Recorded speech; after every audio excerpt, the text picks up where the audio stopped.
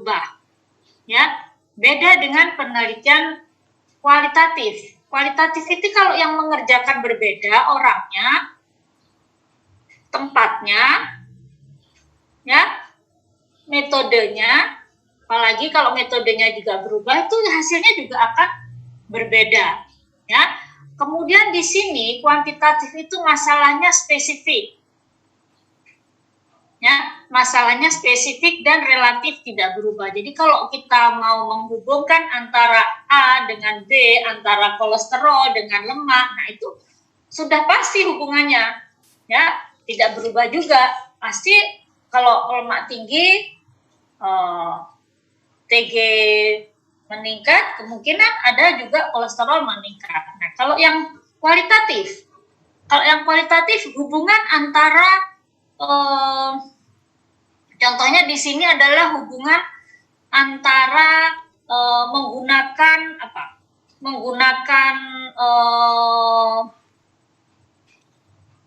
menggunakan dupa dengan tidak menggunakan dupa pada saat acara kawinan. Nah, itu beda-beda sudah, ya.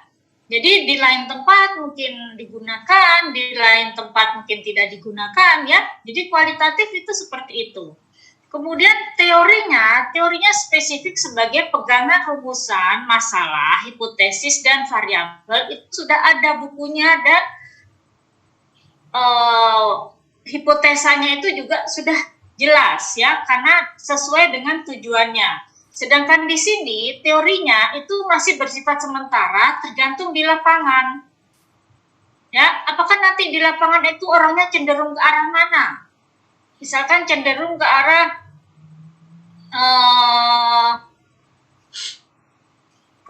kejawen atau ke arah moderat atau ke arah modern, ya. Nah, itu beda lagi nanti jawabannya, ya. Nah, kemudian di sini kalau tujuannya itu adalah menguji teori. Nah, di sini menemukan teori. Contohnya apa?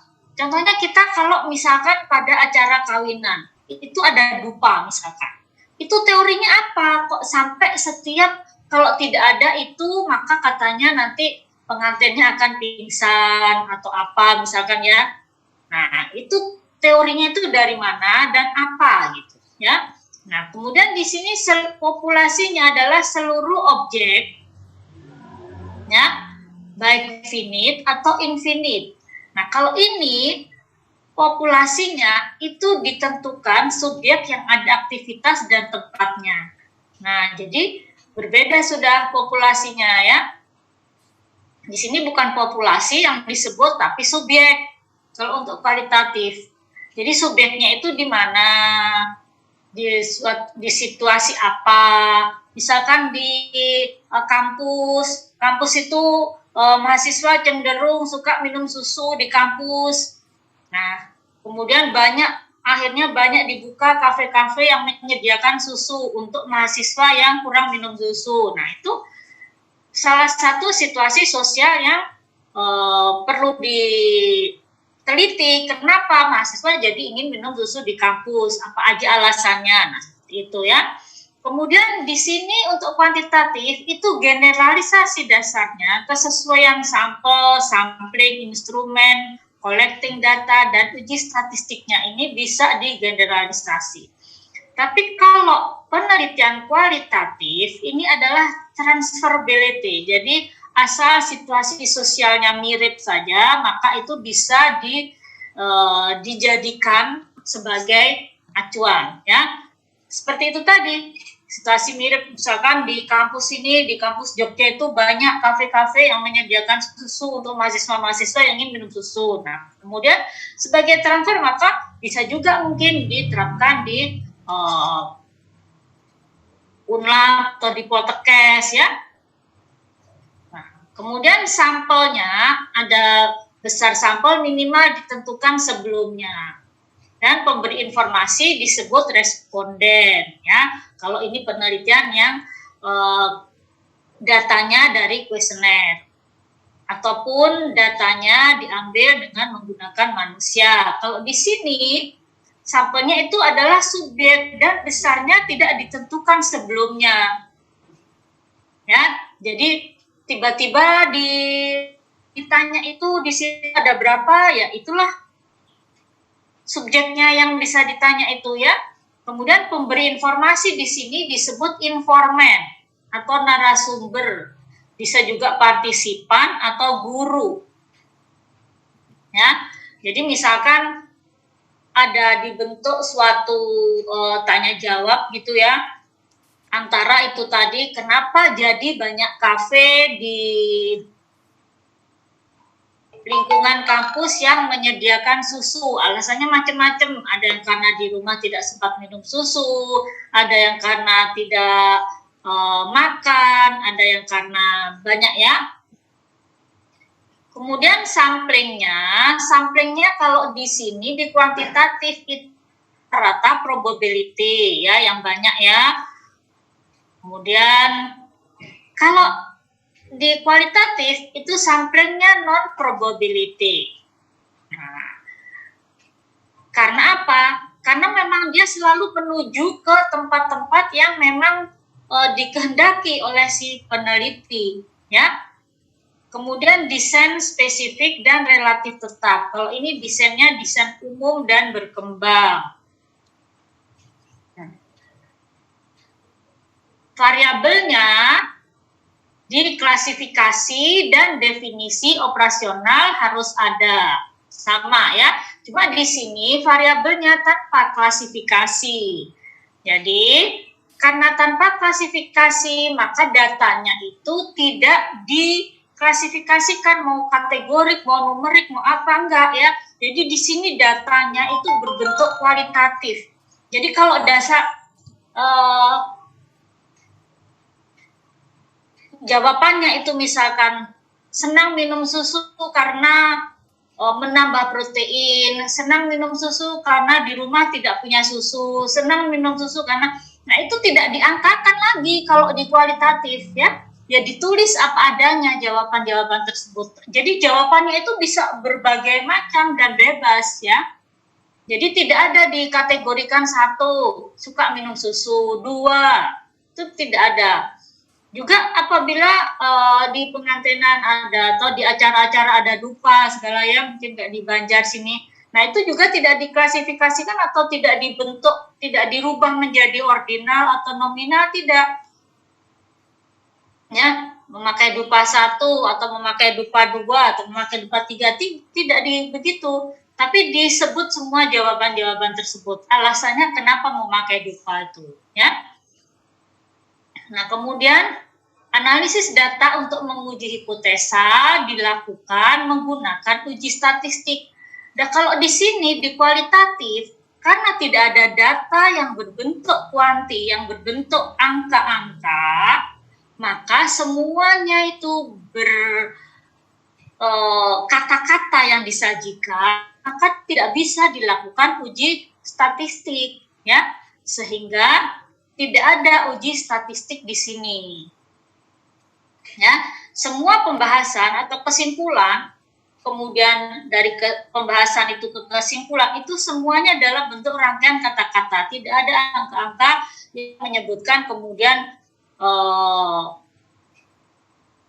hasilnya dengan nilai normal sekian, pengaruh sekian, tidak ada ya. Nah, kemudian instrumennya di sini bisa berupa angket, ya, bisa berupa alat,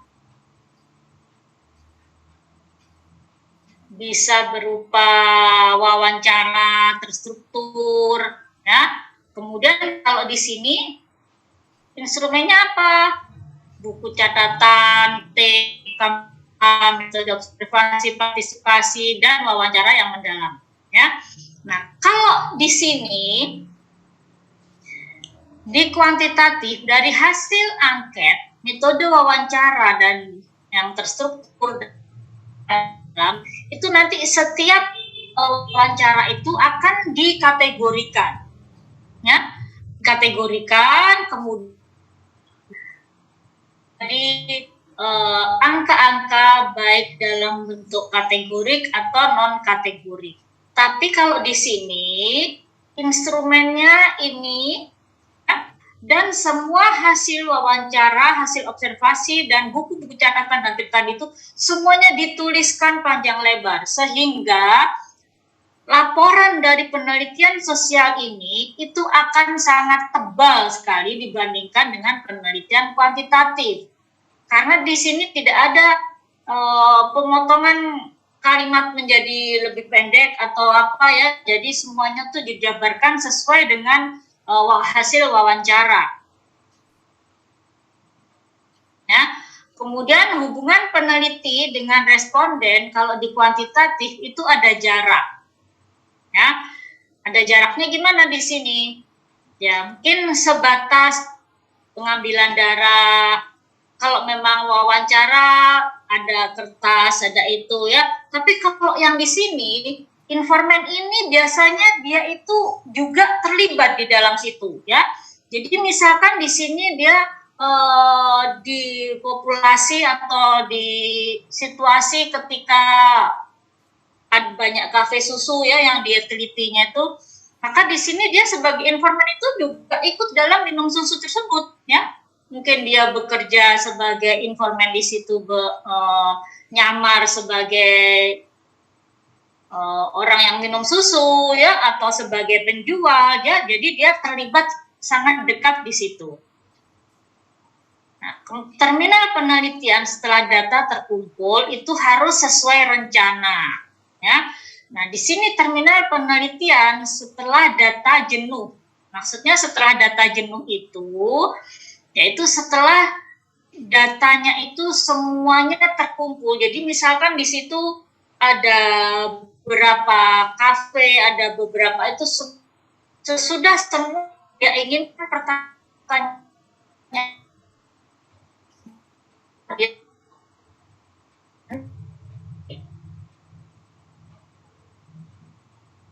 kalau di sini ujinya ya, kalau pakai angket, pakai ini di luar eksperimen ya, maka ujinya uji validitas dan uji reliabilitas untuk kuesionernya dan angketnya. Kemudian hasilnya itu akan diuji statistik menggunakan Pearson atau Cronbach atau CFA. Nah, kalau di sini uji validitas dan reliabilitasnya tanpa diuji statistik. Jadi mengalir gitu aja ya. Jadi mau nilainya itu di bawah signifikansinya di bawah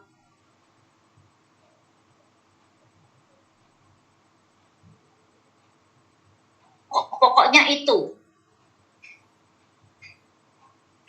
ya, tanpa uji statistik dengan metode triangulasi. Jadi tidak diuji, hanya kalimat-kalimatnya itu aja yang akan ditanyakan, apa itu yang disiapkan. Jadi pertanyaannya ini akan banyak. Ini pertanyaan ini bisa apa aja yang akan ditanyakan itu bisa berkembang sesuai dengan situasi. Ya, kalau dia sebelumnya membuat 10 pertanyaan, tapi ketika ada di lapangan situasinya berbeda, maka dia perlu juga mengajukan pertanyaan-pertanyaan yang lain untuk menambah hasil datanya itu supaya lebih valid. Kemudian hubungan antar variabel kalau untuk kuantitatif itu bersifat kausal, yaitu bersifat sebab akibat. Jadi kalau ada faktor X,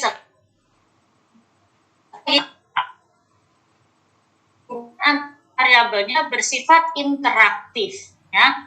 Nah, bersifat interaktif itu saling mendukung dan saling kayak kalau simbiose itu ya saling menguntungkan. Oke, sampai di sini. Nah, jadi kalau kita yang ada di bidang kesehatan dan kedokteran, maka semuanya itu adalah penelitian kuantitatif. Nah, kalau mau ke arah sosial, maka bisa diambil penelitian jenis kualitatif. Tapi sosial di bidang kesehatan itu jelas yang harus berhubungan dengan masalah kesehatan. Contohnya apa? Contohnya kalau orang mau misalkan ya, orang mau melahirkan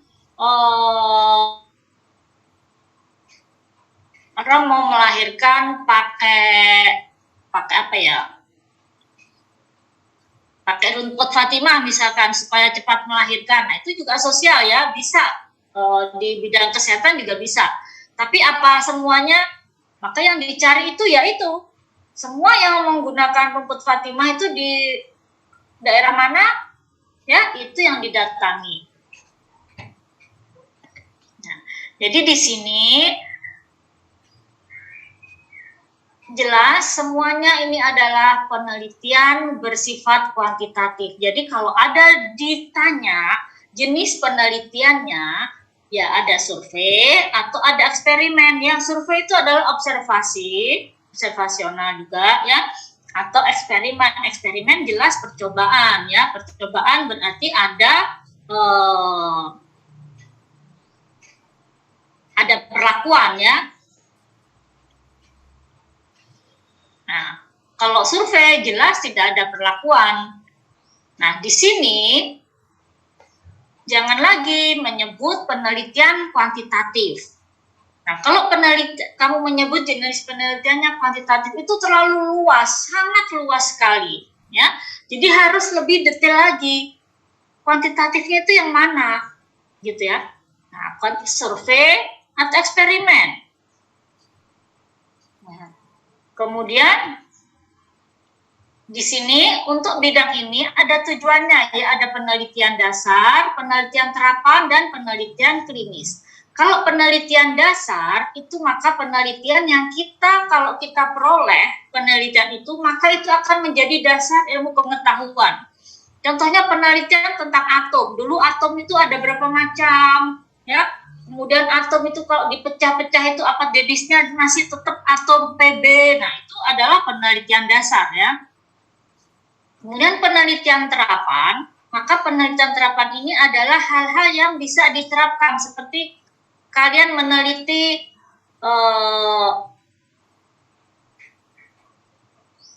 di kimia amami atau di bakteri atau di mana ya, semuanya itu adalah penelitian terapan.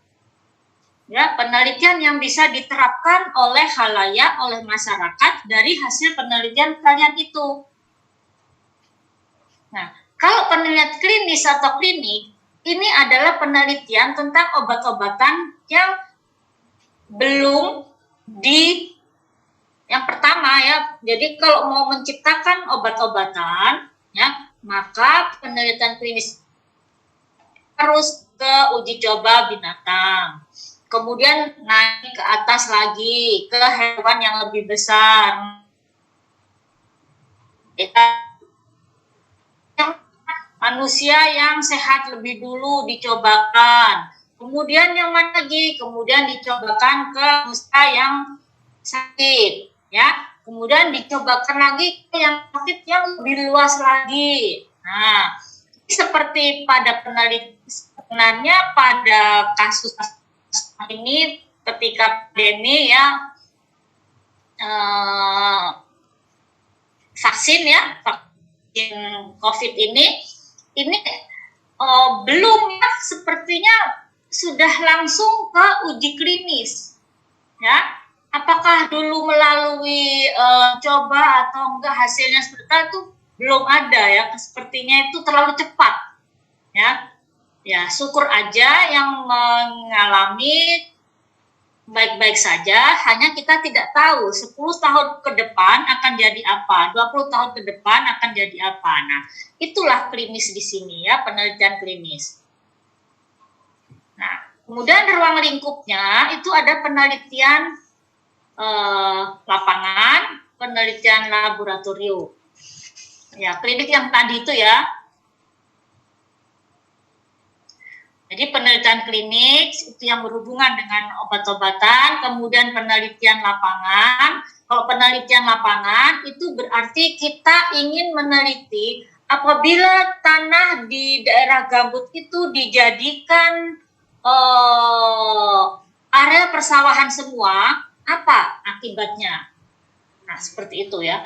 Kalau daerah perumahan itu dijadikan tambang semua, apa akibatnya? Nah, itu macam-macam penelitian lapangan. Kemudian ada penelitian laboratorium ya, yang kita lakukan ini ada yang sering itu adalah penelitian laboratorium ya, tidak berhubungan dengan hewan, tidak berhubungan dengan manusia ya, seperti di Amami, kemudian di bakteri yang uji-uji KHN, KBN itu ya. Nah, kemudian kedalamannya di sini yaitu ada penelitian deskriptif dan penelitian analitik atau inferensial. Nah, kalau deskriptif sudah jelas, ini tidak perlu hipotesa dan tidak ada uji statistik, hanya mendeskripsikan hasilnya saja. Tapi itu tetap adalah penelitian kuantitatif. Ya, karena apa? Dari deskriptif ini, meskipun kita mendeskripsikan, tapi yang dideskripsikan itu adalah dari angka-angka yang kita peroleh. Ya, bukan semua kata-kata yang di dalam deskriptif ini. Kita memang akan mendeskripsikan, tapi dari data-data berupa angka-angka yang diperoleh, dari hasil pengukuran, perhitungan, dan sebagainya, kita deskripsikan menjadi suatu kesimpulan atau pembahasan. Ya. Nah, kalau penelitian analitik atau inferensial itu adalah penelitian yang sering kita lakukan di sini untuk di 4 ya. Maka itu ada yang bersifat komparatif, asosiatif, dan korelasional. Ya, kalau komparatif berarti dia hanya membandingkan saja, membandingkan grup A, grup C, grup B. Nah, hasilnya nanti kesimpulannya apa? Kesimpulannya ya terdapat perbedaan antara nilai ini dari grup A, C, grup A, B, C, dan sebagainya. Hanya itu saja ya. Kemudian ada penelitian asosiatif. Ya, penelitian asosiatif itu adalah sudah menyangkut komparatif dan menyangkut korelasi di sini ya, asosiatif itu. Kemudian kalau korelasi itu hanya menghubungkan hubungan antara faktor variabel A, variabel bebas dengan variabel terikat seperti apa, besar hubungannya seperti apa, arah hubungannya kemana, ya. Jadi besar hubungannya misalkan kalau signifikansinya atau nilai korelasinya ya R-nya lebih dari 500, maka dia dinyatakan hubungannya baik. Ya. Nah, terus hubungannya ke arah mana? Ke arah positif atau negatif. Kalau negatif gimana? Kalau negatif berarti makin tinggi variabel bebas, maka nilai variabel terikat akan makin rendah. Itulah yang negatif. Ya, kalau positif sama seimbang. Jadi makin tinggi variabel bebas, maka variabel terikat juga akan makin tinggi. Nah, kalau asosiatif di sini apa? Di sini juga selain dia bisa membedakan, selain dia bisa menghubungkan, dia juga bisa memprediksi hasil, ya. Digunakan untuk prediksi, digunakan untuk menghitung pengaruh besar variabel bebas terhadap variabel terikatnya. Nah, kemudian di sini ada tidaknya intervensi. Nah, kalau tidak ada intervensi, berarti itu adalah sekedar observasi atau survei atau penelitian-penelitian epidemiologi, ya, karena tidak ada manipulasi, tidak ada intervensi, dibiarkan begitu saja, kita hanya akan mengukur saja. Misalkan dibiarkan lama-lama ya, kita hanya mengukur gitu aja. Nah, kemudian kalau eksperimen itu ada intervensi, intervensinya apa? Intervensinya misalkan ya kita mau memberikan ekstrak-ekstrak atau apa, kemudian kita menyuruh orangnya untuk berpuasa, kemudian kita menyuruh orangnya, respondennya itu untuk naik tangga dan sebagainya, itu adalah sudah suatu intervensi, ya. Nah, kemudian pendekatan waktu pengumpulan datanya, itu ada cross-seksional, yaitu pada saat itu diambil sebagai sampel, pada saat itu juga diteliti, dilihat hasilnya. Kalau longitudinal itu ada case control dan retro. Kalau case control berarti kita mengambil data yang dahulu ya, orang-orang yang dahulu misalkan terpapar PB, dia mungkin pemungut sampah ya, sudah lama dia memungut sampah, kemudian kita ambil sekarang datanya itu. Nah, itu jadi termasuk case control atau retrospektif. Jadi orang yang mengambil, dia hasilnya hari ini, dia sudah mengerjakannya lama sebagai pemulung atau pemungut sampah ya, pemulung. Nah, ternyata hasilnya kuku-kukunya, jari-jari kakinya itu mungkin sudah biru-biru dan semuanya banyak mengandung PB ya. Nah, kemudian kalau kohort apa? Kalau kohort kita melihat ke depan. Ya, kita melihat ke depan. Jadi dilakukan penelitian hari ini sampai berapa waktu yang ditentukan, kemudian hasilnya seperti apa. Nah, kemungkinan pada saat kita sekarang ini, kita sudah sedang menjadi responden salah satu perusahaan penghasil vaksin COVID tadi. Ya. Jadi kita tinggal melihat saja kohortnya nanti hasilnya seperti apa. 5 tahun ke depan, apakah kita masih sehat? Insya Allah 10 tahun ke depan, 20 tahun ke depan ya, itu ada yang meneliti ya, apakah efeknya terhadap semua organ, dari mulai organ ke organ reproduksi, organ genital, organ ginjal ya, sistem pernafasan, pencernaan dan sebagainya. Itu nanti ada yang meneliti ya. Jadi insya Allah hasilnya tidak apa-apa bagi semua ya. Kemudian yang kekhususan di sini, nah ini yang kekhususan ini ada uji klinis, ada uji diagnosis, ada analisis kesintasan dan meta-analisis. Oke, ini boleh kita uji klinis itu ya. Jadi kalau kalian mau meneliti, jenis penelitiannya apa? Boleh dari sini. Ya, jenis penelitiannya adalah penelitian terapan, misalkan ya. Ruang lingkupnya klinik atau laboratorium atau lapangan. Kemudian kedalamannya apa? Nah, kalau kedalamannya, kalau eksperimen berarti kalian menyebut eksperimen ya. Yang mana? Di sini. Kedalaman komparatif ya secara laboratorium. Dan nah, ini cross seksional misalkan seperti itu. Jadi boleh disebut semua di sini, tapi tidak menyebut yang salah kualitatif tadi ya.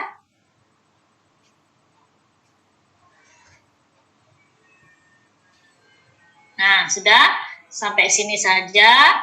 Kemudian data-data, skala ukur, skala data, itu maksud Ibu itu ya skala ukur ya, yang ada nominal, rasional, rasio, interval. Nah, itu yang kok heran Ibu kok nggak bisa menyebut gitu ya. Nah, sekarang jadi kira-kira yang sudah terbuka jenis penelitian kualitatif, ada yang bisa ngasih contoh lain?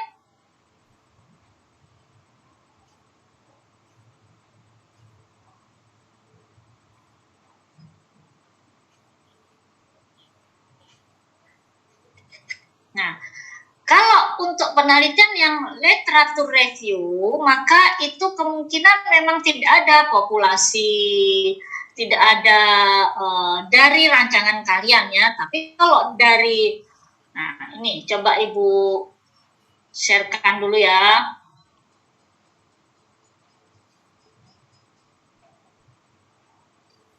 Ini yang sempat Ibu baca.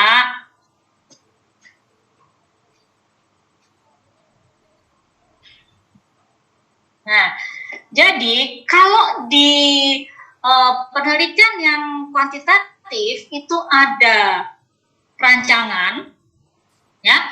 Kalau di penelitian literatur review itu bukan rancangan, tapi ini ada metode ya, metode PICOS, strateginya. Strategi PICOS itu apa? PIKOS itu adalah populasi, yaitu populasi atau masalah yang akan dianalisis sesuai dengan tema yang sudah ditentukan. Ya, jadi populasinya misalkan mau pengguna vaksin COVID, nah maka ditentukan sudah itu populasinya. Kemudian intervensinya apa? Suatu tindakan penata laksanaan terhadap kasus perorangan atau masyarakat serta pemaparan tentang penata laksanaan. Ya, jadi intervensinya ada ya. Apa intervensinya? Vaksin COVID. Ya, populasinya adalah manusia atau orang yang mendapatkan vaksinasi COVID. Nah, kemudian komparasi. Komparasi di sini adalah intervensi atau penata laksanaan yang digunakan sebagai pembanding. Nah, jadi harus ada komparasinya. Jika tidak ada, bisa kelompok kontrol dalam studi yang terpilih. Kemudian ada outcome-nya, yaitu hasil atau luaran yang diperoleh pada studi terdahulu. Dan studi desain, yaitu desain penelitian yang digunakan dalam artikel yang akan direview. Jadi harus sama ya, studi desainnya harus bagus, sama, kemudian outcome-nya itu sudah harus jelas.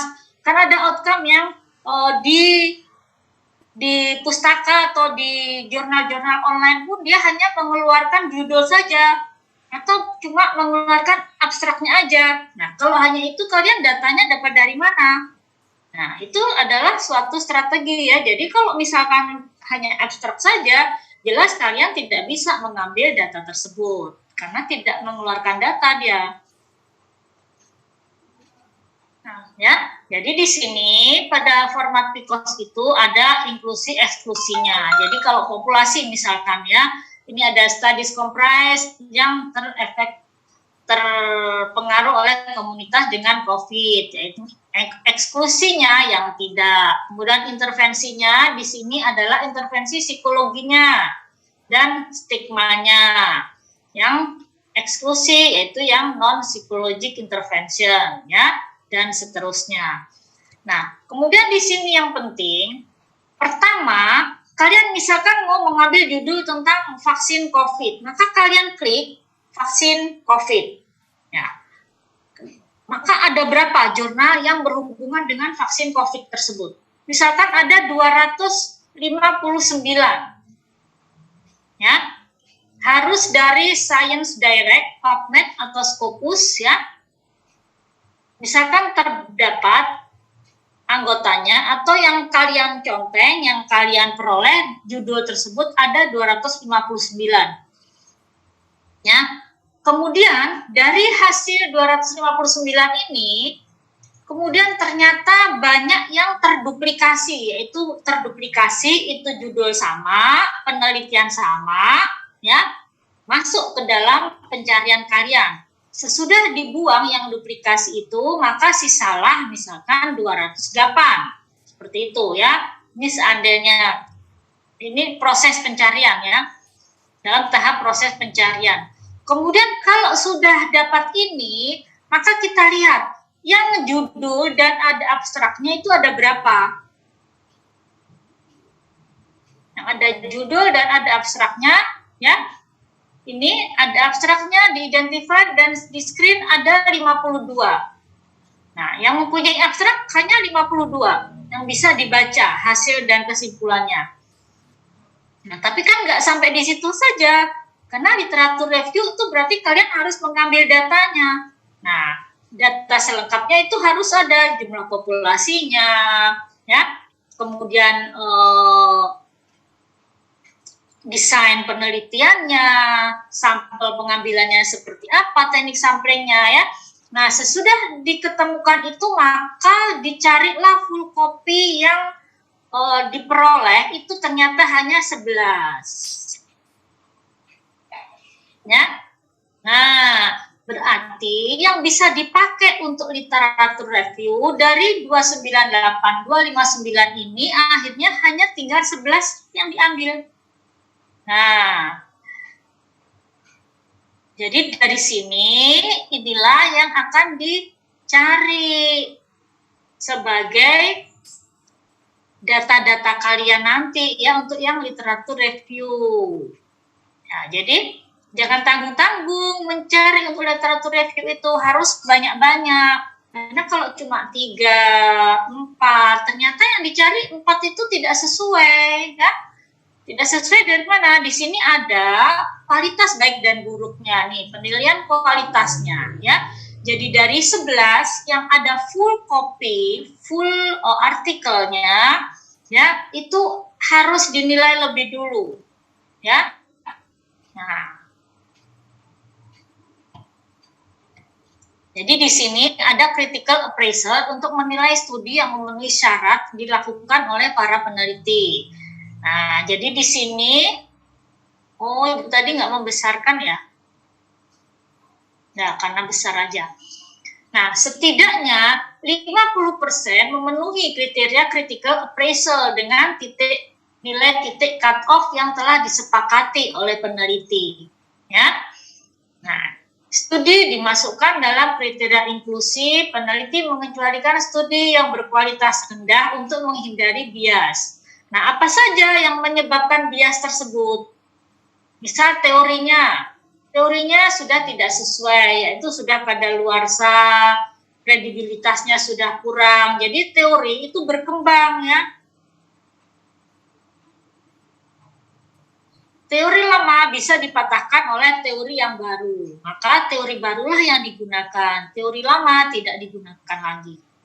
Kemudian desainnya kurang sesuai dengan tujuan penelitian.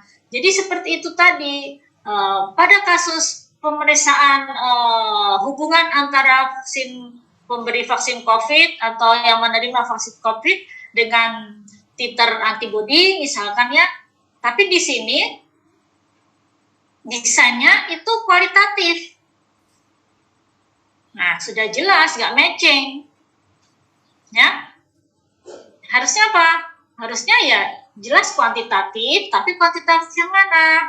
Ada manipulasi, ada intervensi atau tidak. Nah, kalau tidak ada intervensi, berarti dia sejenis survei atau observasional, ya. Nah, kemudian di sini sampelnya, ada 4 hal yang harus diperhatikan, yaitu ada populasinya, sampelnya, samplingnya, teknik samplingnya, dan besar sampelnya.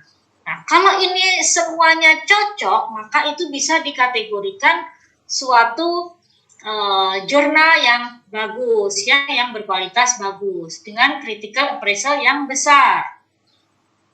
Kemudian variabelnya yang ditetapkan, yang bias tadi, ya. Kalau bias, maka variabel yang ditetapkan kurang sesuai dari segi jumlahnya.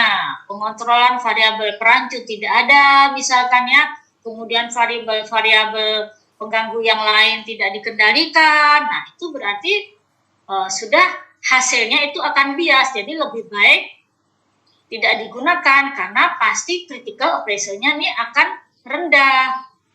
Nah, kemudian instrumen apa yang digunakan? Yaitu ternyata di jurnal yang kualitasnya buruk tadi, yang menghasilkan hasil bias, itu instrumennya tidak memiliki sensitivitas, spesifikasi, dan validitas reliabilitas.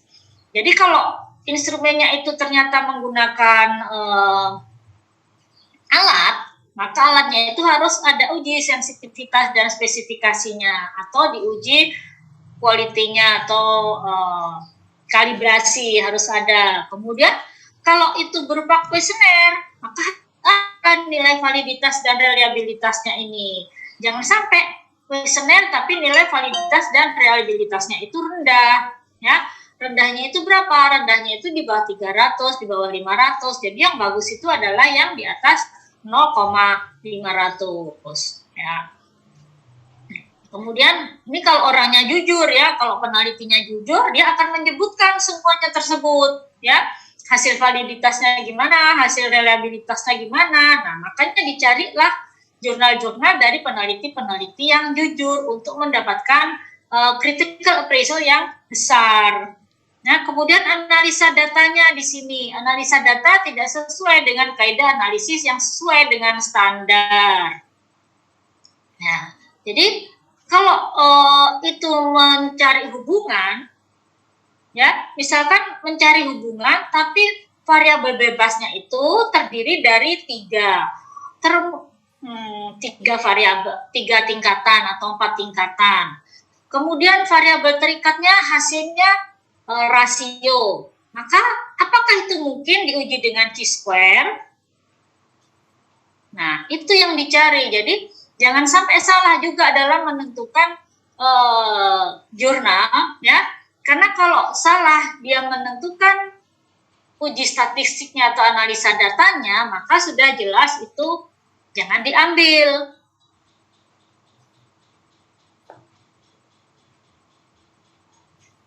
Ya. Nah, jadi kalau chi-square itu kan hanya ordinal, kemudian hanya ada 2, ya, atau karena chi-square kuadrat, jadi 2, 2. Variabel bebas 2, variabel terikat 2. Seperti itu hasilnya, ya. Jadi merokok dan tidak merokok, sehat dan tidak sehat. Sudah seperti itu aja. Nah, jadi kalau yang lain-lain, yang variabel hasilnya banyak, datanya banyak, maka sudah, kalau rasio atau ordinal pun lebih dari 2 atau lebih dari 5, maka sudah pasti jangan menggunakan chi-square. Nah, bagaimana? Untuk yang penelitian-penelitian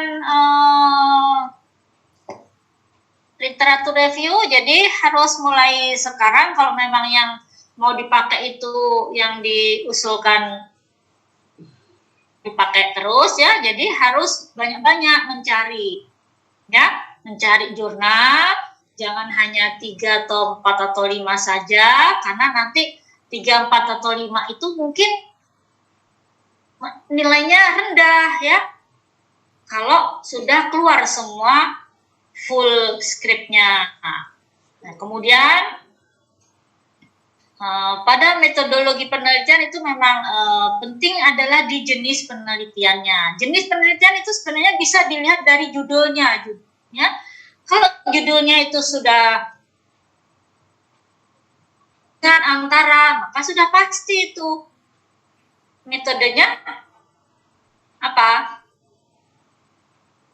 Jenisnya apa?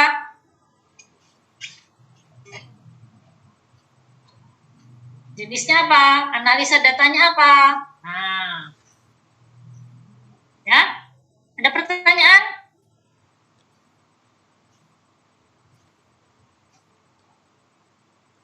Ya, jadi semua yang salah, ya, yang nilainya sampai ada yang nggak tahu Ibu, ya, itu padahal sudah diberikan semua, bahkan oleh 4 dosen, apa karena kebanyakan dosennya. Jadi terus tidak.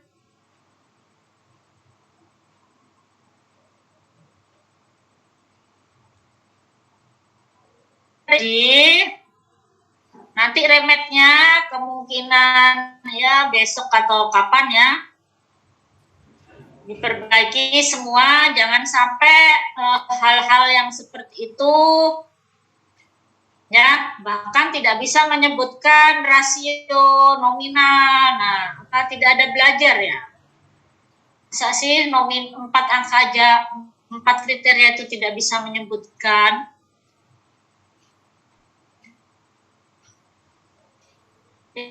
Tidak ada pertanyaan sama sekali?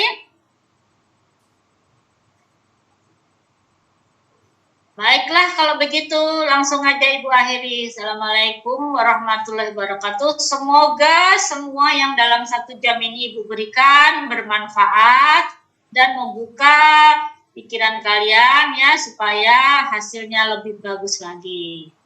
Kita akhiri dulu sampai di sini.